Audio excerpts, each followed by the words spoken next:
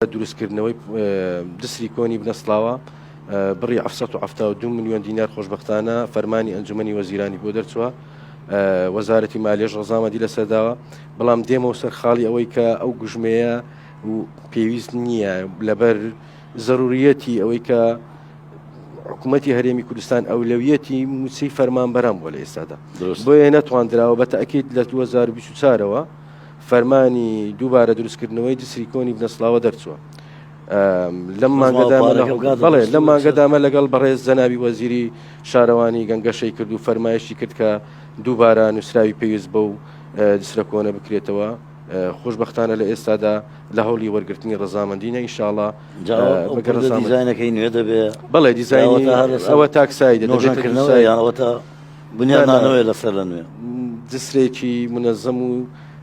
مۆدیرن دروستساییدا ئێستا تاکساییدا دەبێتە دووسایدی ئینشاءڵڵا